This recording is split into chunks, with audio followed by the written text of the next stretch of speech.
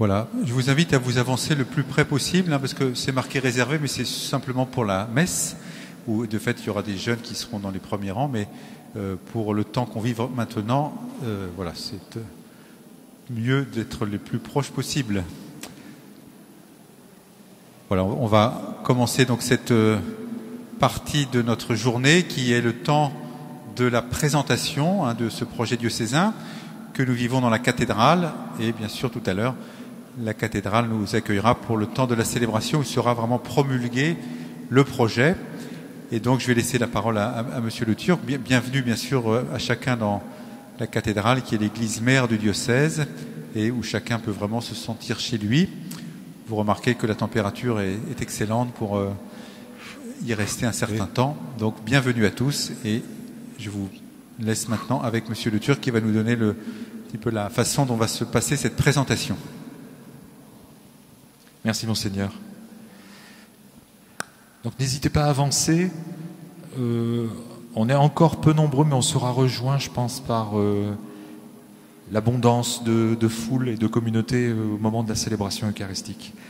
Voilà, donc Monseigneur, Monsieur le Secrétaire Général, Mesdames et Messieurs les directeurs diocésains de Normandie, Mesdames et Messieurs les chefs d'établissement, Monsieur le vice-président du Conseil régional de Normandie, Madame la vice-présidente du Conseil départemental de l'Orne, Mesdames et Messieurs les élus, conseillers départementaux, maires, conseillers municipaux et communautaires, Mesdames et Messieurs les représentants de l'UDOGEC de l'Orne, de l'UROGEC de Normandie, de l'appel départemental, des OGEC. Alors les OGEC sont les organismes de gestion de l'enseignement catholique, mais vous aurez les clés de ces sigles dans le projet qui vous sera remis à l'issue de la messe. Chers parents, chers enfants, jeunes, chers amis, c'est une joie de vous accueillir dans notre cathédrale autour de Monseigneur Habert, notre évêque. La grande famille de l'enseignement catholique du diocèse de Sées est réunie en ce lieu pour célébrer dans une petite heure l'Eucharistie et accueillir les nouvelles orientations que l'enseignement catholique de l'Orne se fixe pour les années à venir. Nous avons fait le choix de ne pas vous asséner une lecture suivie des 16 pages que compte le nouveau projet diocésain, même si elles sont, disons, passionnantes, mais plutôt de confier à Benoît Chocard une présentation artistique de ce projet. Benoît est un conteur. Vous pouvez approcher, Benoît. Benoît est un conteur de talent. Nous lui avons remis le texte du projet et il a pu laisser libre cours à son imagination. Laissons-le nous emmener dans son exposition parabolique, onirique de l'école catholique, d'ici, d'aujourd'hui et de demain. En éteignant nos téléphones portables, en veillant à murmurer si le besoin se fait sentir de parler à notre voisin, nous respecterons à la fois la présentation de Benoît et la solennité de ce lieu. Merci. Benoît. Merci.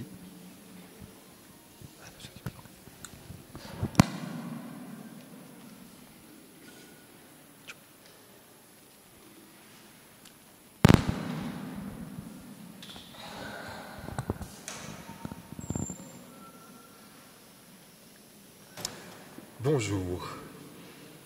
Je vais m'assurer qu'on entend bien, car écouter des histoires qu'on n'entend pas, c'est pas drôle. Les enfants, prenez place.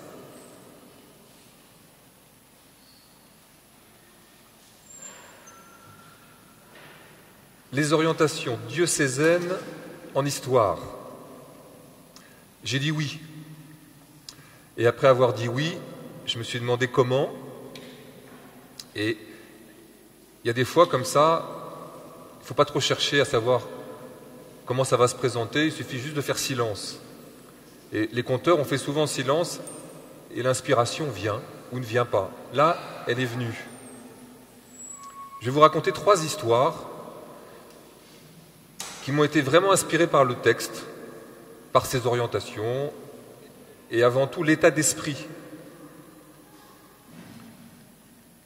La première histoire raconte l'histoire d'un directeur, un directeur d'établissement. 40 ans de fonction. Et au bout de ces 40 ans de fonction, eh bien, il ne reconnaît plus son établissement. Il n'est plus aussi florissant qu'autrefois.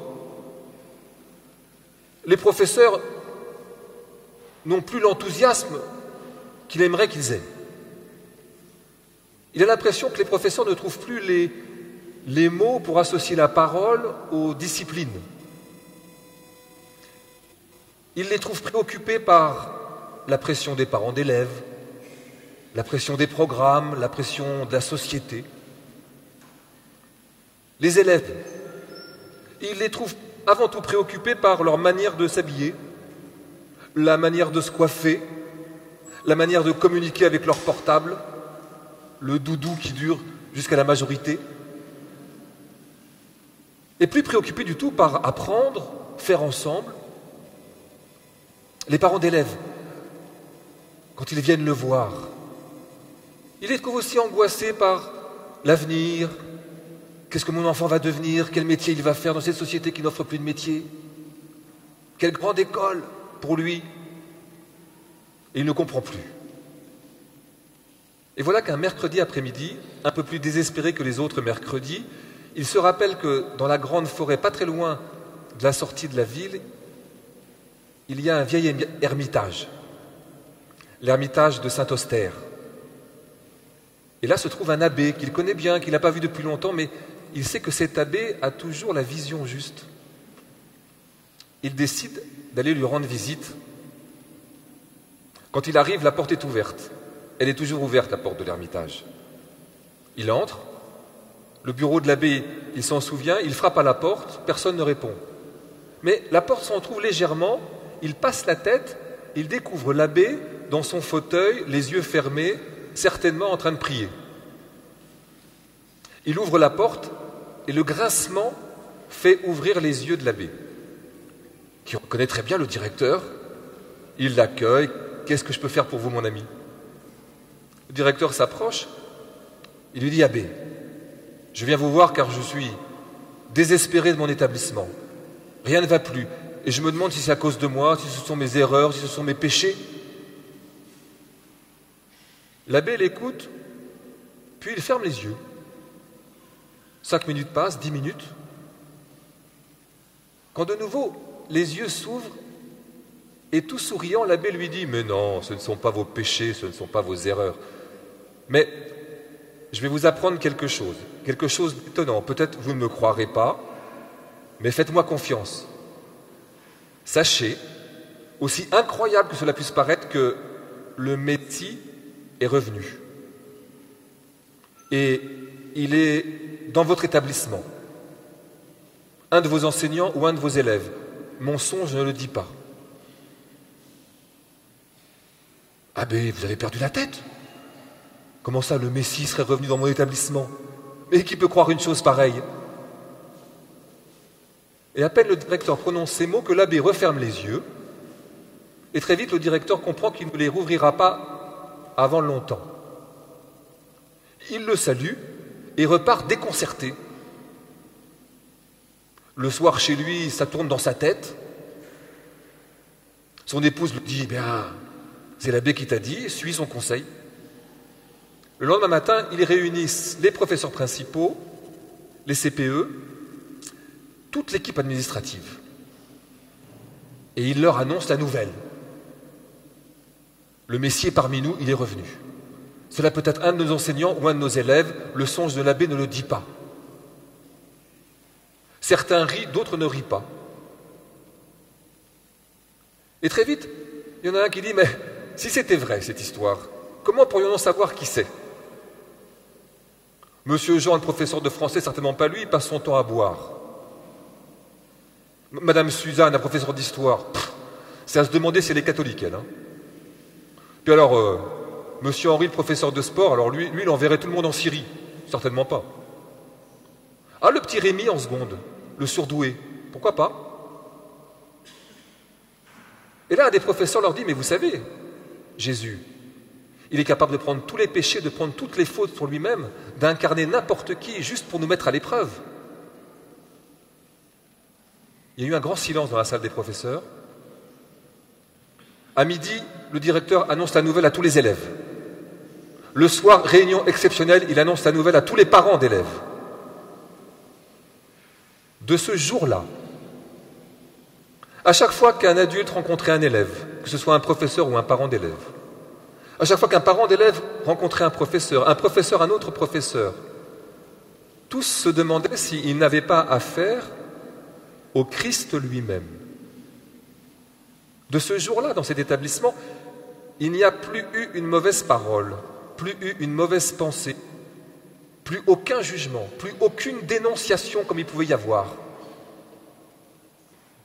De ce jour-là, un parfum est né dans l'établissement, encore plus doux que ce que le directeur avait connu 40 ans auparavant. De ce jour-là, quand les portes s'ouvraient, le parfum se répandait dans toute la ville, et au-delà même. Et de ce jour-là, à chaque rentrée du mois de septembre, l'établissement accueillait de plus en plus de jeunes attirés par ce parfum.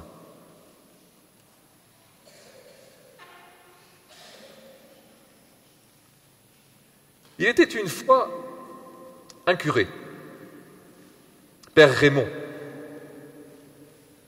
Père Raymond, c'était un soleil dans le mauvais temps. Père Raymond, il avait le sourire des anges du matin jusqu'au soir. Quand il arrivait dans n'importe quelle paroisse, il était capable de soulever des montagnes. Un jour, au mois de juin, il reçoit une lettre de l'évêque qui lui annonce qu'il doit changer de paroisse, une ville plus importante. Juste après l'Assomption, après son pèlerinage annuel à Lourdes, il emménage. C'est bientôt la rentrée. Le matin, il va à l'église à pied. Et voilà que ce matin-là, il arrive à l'église, devant le grand perron, sur les grandes marches de pierre, il aperçoit une famille maghrébine. Il se dit, tiens, certainement des musulmans. Il y a le père, il y a la mère, il y a les 3 enfants. Il se proche tout souriant, se présente, les salue. Et il s'aperçoit que les enfants regardent les statuaires. Le plus grand des 3 demande au père Raymond, qui c'est l'homme qui porte sa croix là? Ah, mais ça c'est notre prophète Jésus. Ah. La plus jeune dit, et lui là qui porte sa tête dans sa main, dans ses bras? Ah ben ça c'est Saint Denis. Elle lui dit comme ça, c'est Daesh qui a fait ça? Ah mais non, c'est pas Daesh. C'était il y a longtemps. Il y a toujours eu des Daesh, tu sais.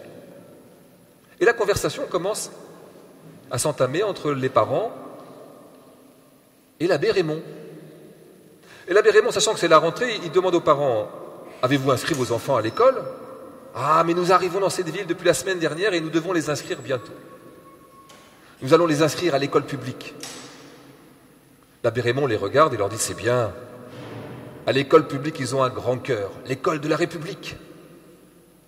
Et là, le père de famille regarde l'abbé Raymond et dit, oui, mais il ne parle pas de Dieu dans cette école. Et vous savez, nous les musulmans, au pays, on aime beaucoup parler de Dieu. Et ici, en France, on ne parle pas beaucoup de Dieu.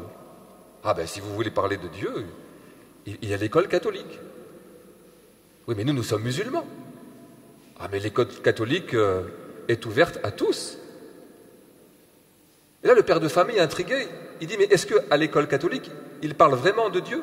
Ah, à l'école catholique, il parle de Dieu, et même, il parle à Dieu. Oui, mais c'est cher. C'est ouvert à toutes les bourses. Vous payerez en fonction de vos revenus. C'est l'école catholique, c'est l'école chrétienne. Vous êtes sûr? Écoutez, demain, je vais voir le directeur, je peux lui en parler, on se revoit samedi et nous verrons. Encore faut-il qu'il y ait de la place. Le lendemain, l'abbé Raymond se rend à l'école Saint-Pierre. Le directeur le reçoit, l'accueille, il lui fait visiter l'établissement. Et puis il lui dit, vous savez ici, la messe est obligatoire tous les vendredis, de 11h30 à 12h10. L'abbé rit, dit, vous savez, avec moi, la messe n'a pas besoin d'être obligatoire, ils viendront. Je vous en fais ma promesse. Mais j'aimerais vous entretenir de quelque chose.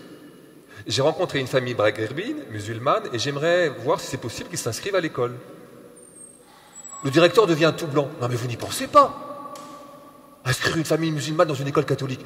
Vous devez savoir, Père Raymond, que cette école, c'est la meilleure école du département. 100% de réussite au bac. 30% de mention très bien au brevet du collège. Ici, ce ne sont que des bonnes familles, tout le monde va à la messe le dimanche. Vraiment, non. On ne peut pas songer à une chose pareille.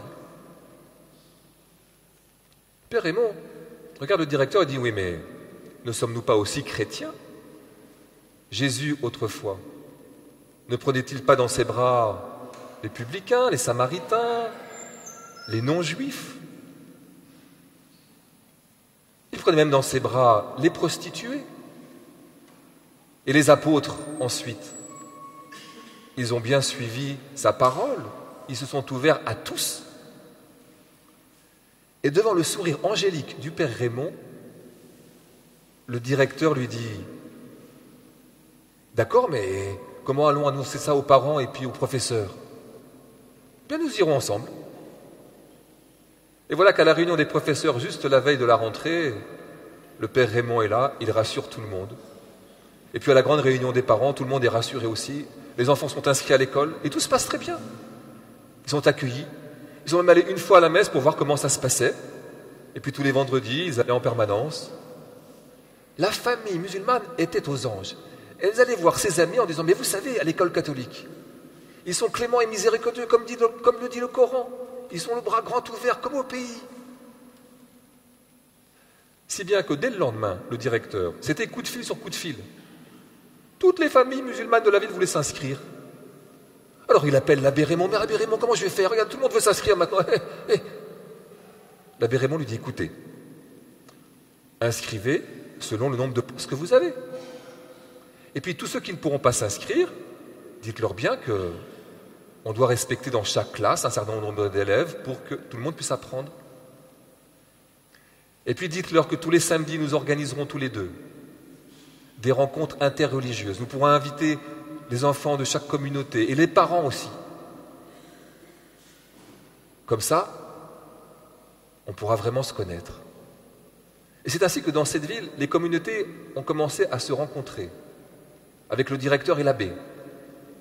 Et à travers ces rencontres, tous ont commencé à réaliser qu'ils avaient entre eux beaucoup plus de ressemblances que de différences, et que toutes ces voies menaient véritablement vers le même Dieu.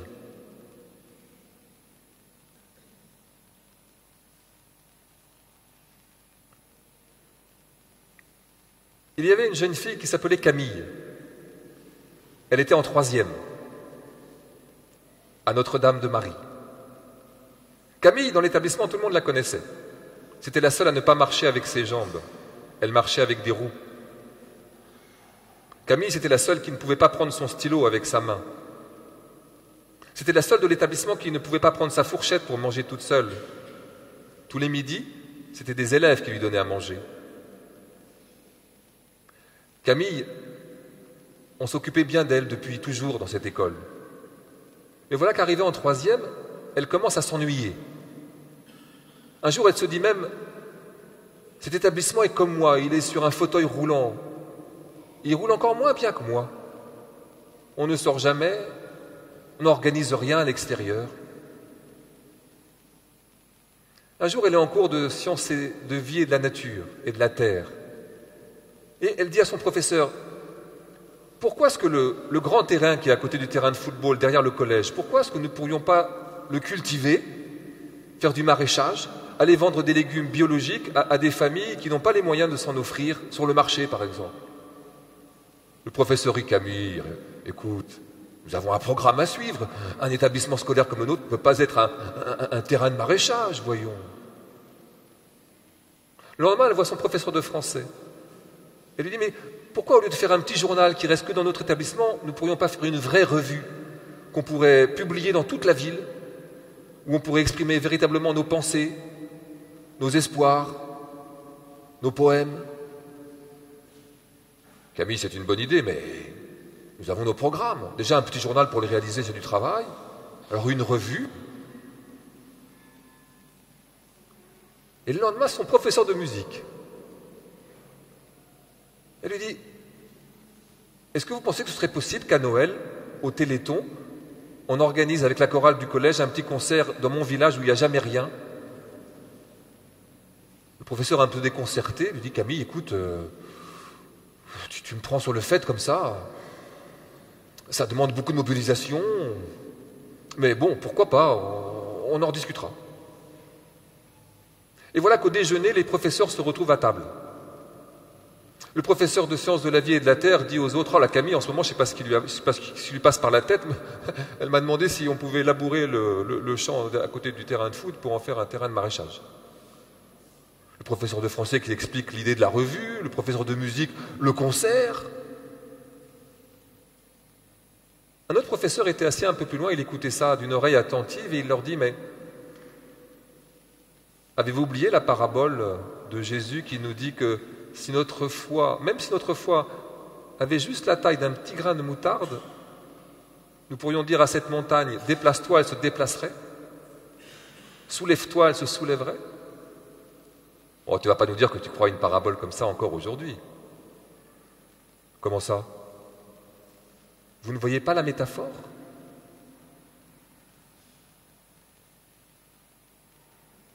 Après un temps de discussion, l'établissement a décidé tous les mois d'organiser la petite heure de Camille,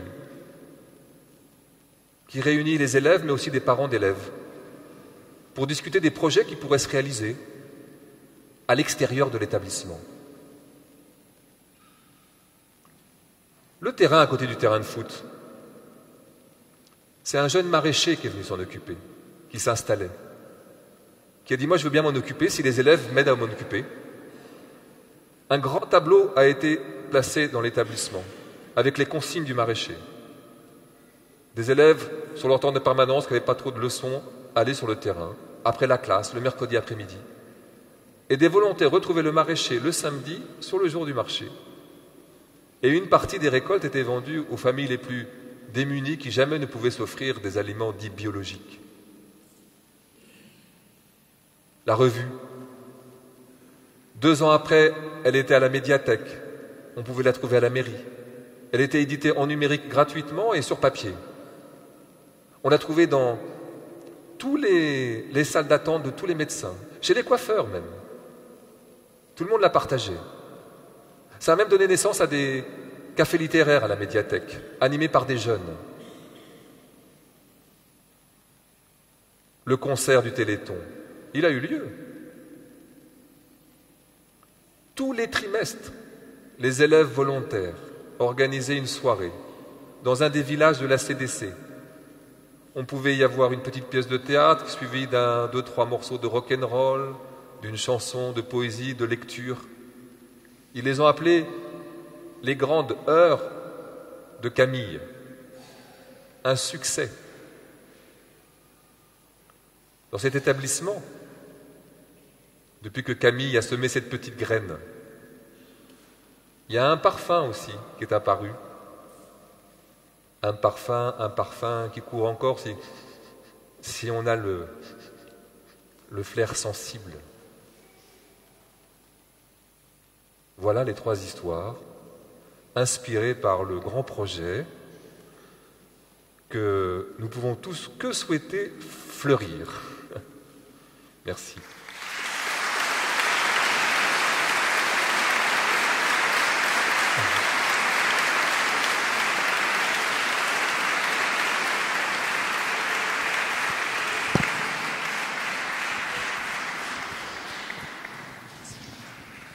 Merci beaucoup Benoît. Donc Benoît nous a emmenés sur 3 de ces chemins.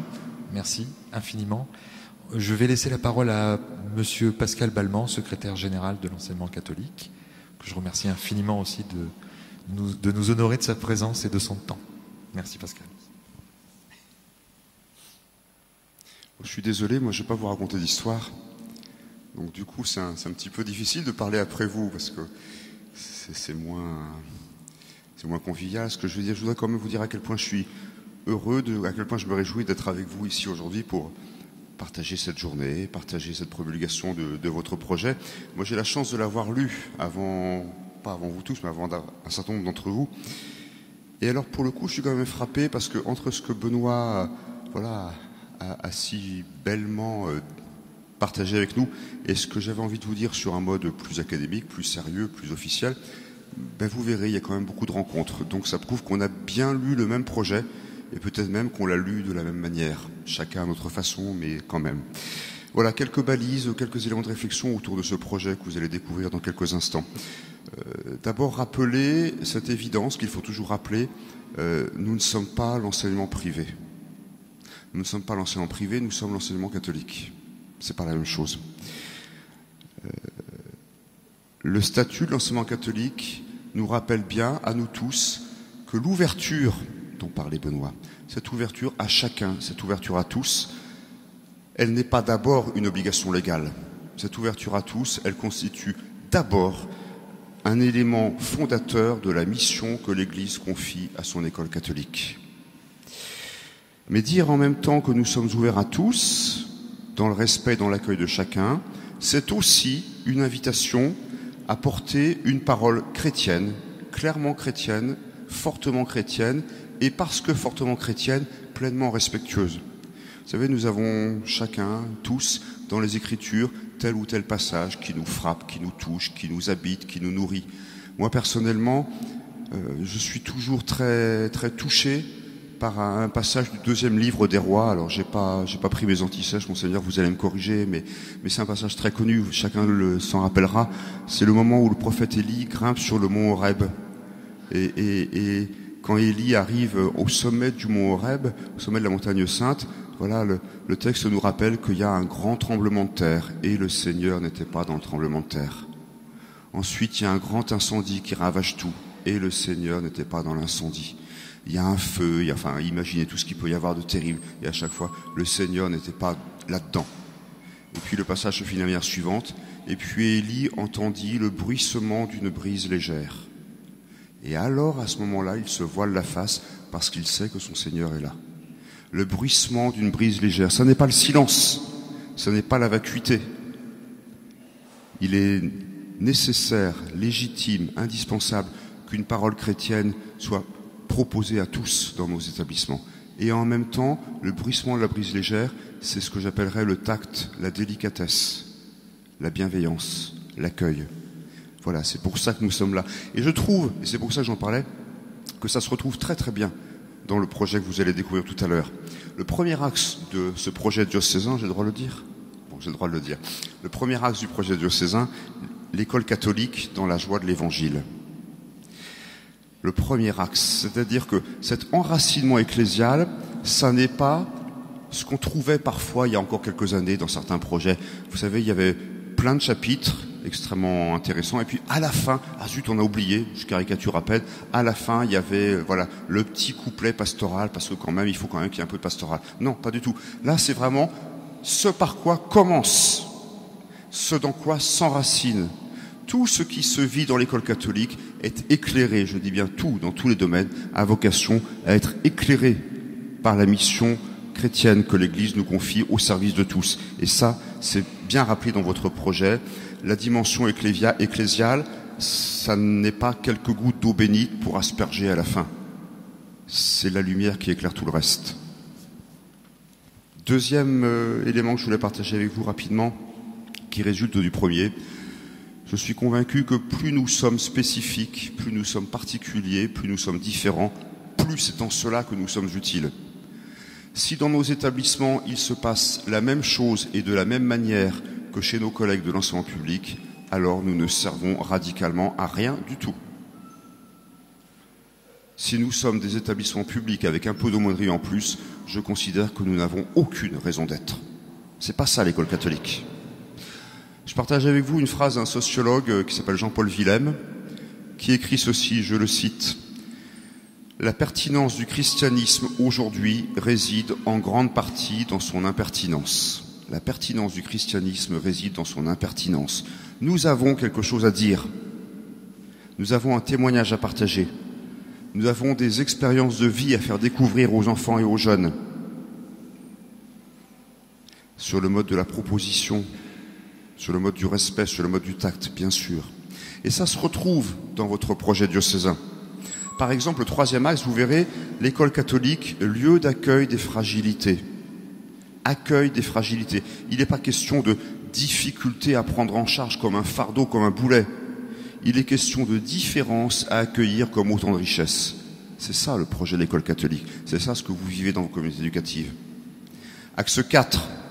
L'école catholique, école de la relation et de la vie. Et dans le texte qui explique les orientations de ce quatrième axe, je tire simplement cette formulation que je trouve extrêmement juste. Sortir la jeunesse du bruit du monde. Sortir la jeunesse du bruit du monde. Partager avec les enfants et les jeunes le temps de la durée, le temps lent, les libérer de cette frénésie, de l'accélération qui nous mine les uns et les autres. Leur faire découvrir la beauté de l'écoute, du silence, de l'intériorité. Ça, c'est un vrai projet politique au sens fort du terme. Parce que par rapport à la culture du tout de suite, à toute allure, à la culture du bruit qui nous envahit constamment, nous avons une vision de l'homme, une vision de la société à partager et à faire partager. Troisième point rapide, qui résulte là encore de tout ce qui précède, nous sommes appelés dans nos établissements à faire vivre de vraies communautés éducatives.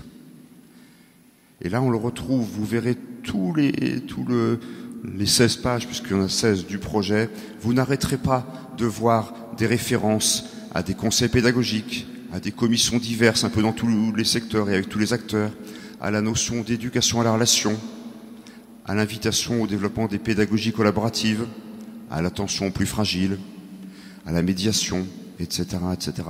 Bref, tout ce projet, il est complètement immergé par un objectif, un double objectif de cohérence et de cohésion.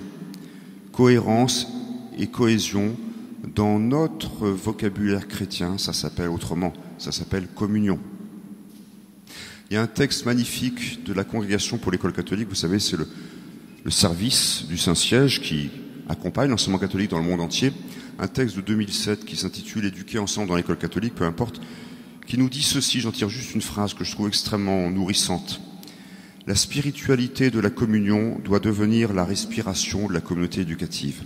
La spiritualité de la communion comme respiration de nos communautés éducatives, c'est ça qui se trouve au cœur de ce projet, c'est ça que vous vivez et que ce projet vous invite à vivre encore plus chaque jour dans tous les petits pas du quotidien.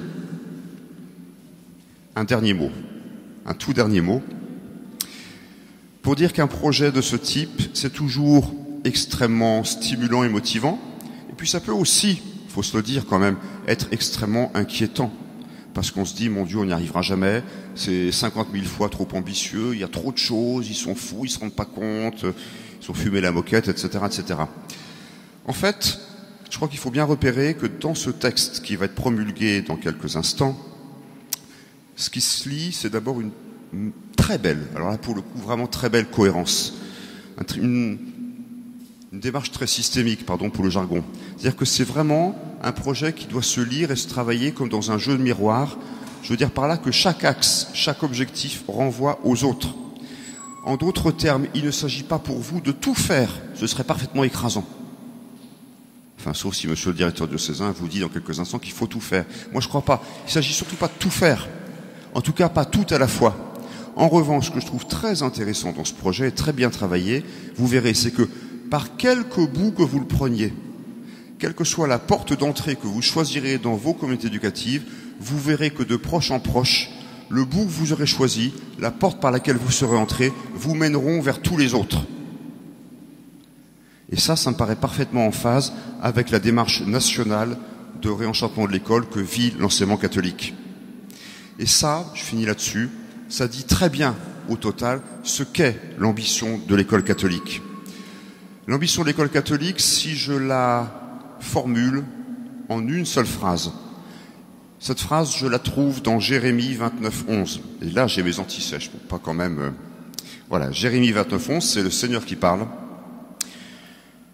Je sais, moi, les desseins que je forme pour vous tous, pour nous tous. Vous donnez un avenir et une espérance. Vous donnez un avenir et une espérance. Elle est là, pour moi, la spécificité de l'école catholique. L'école, d'une manière générale, mais nos collègues de l'enseignement public le font tout aussi bien que nous, l'école d'une manière générale, elle est là pour aider nos enfants et nos jeunes à construire leur avenir. L'école catholique, elle est là pour ça, et aussi, et d'abord, pour nourrir et pour partager une espérance.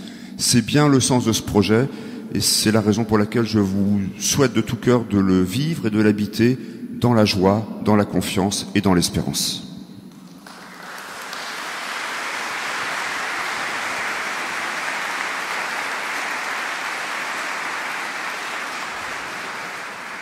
Merci Pascal. Je vais conclure.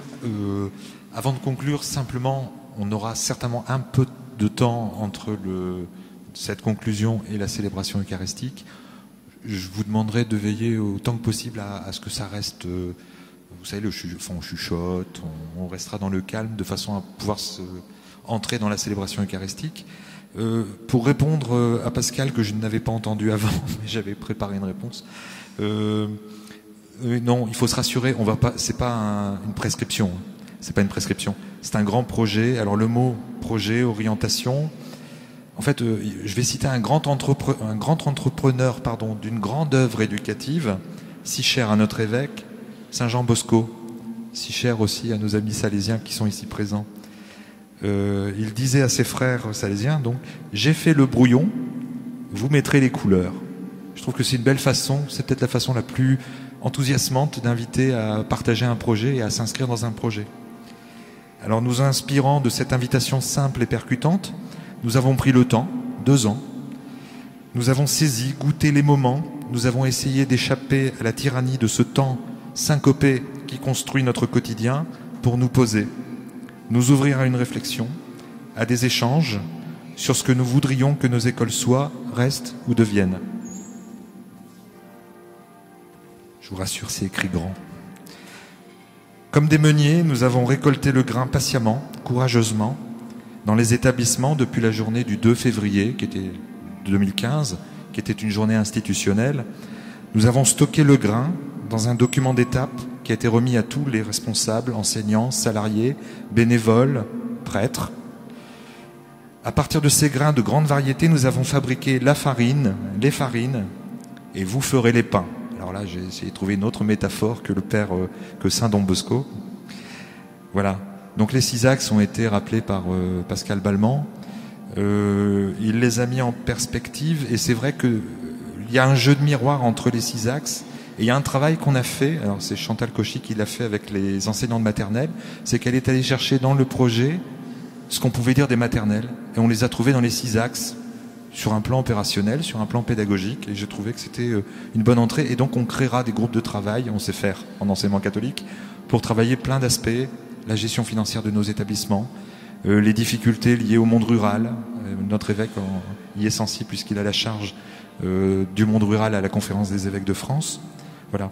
Je voudrais un petit mot de conclusion pour nos capitaines, les chefs d'établissement, les missionnés. C'est à eux que reviendra le soin de faire vivre ces orientations, de les incarner, en écrivant les projets éducatifs avec le conseil d'établissement, en associant les parents, éducateurs premiers et les jeunes.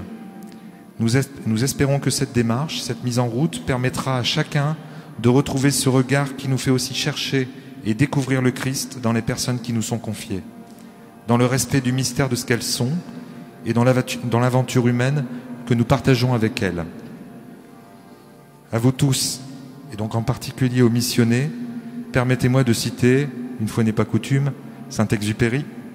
Si tu veux construire un bateau, ne rassemble pas tes hommes et femmes pour leur donner des ordres, pour expliquer chaque détail, pour leur dire où trouver chaque chose.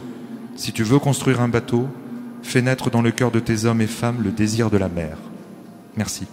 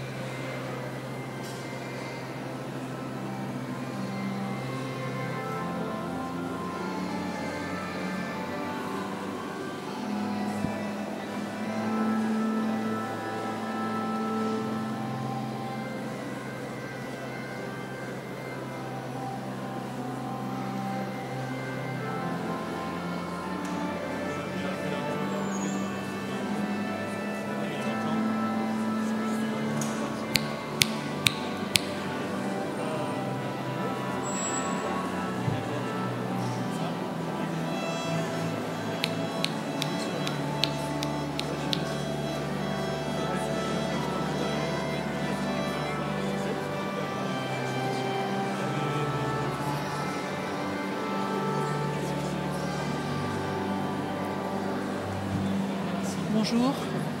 Bonjour à tous.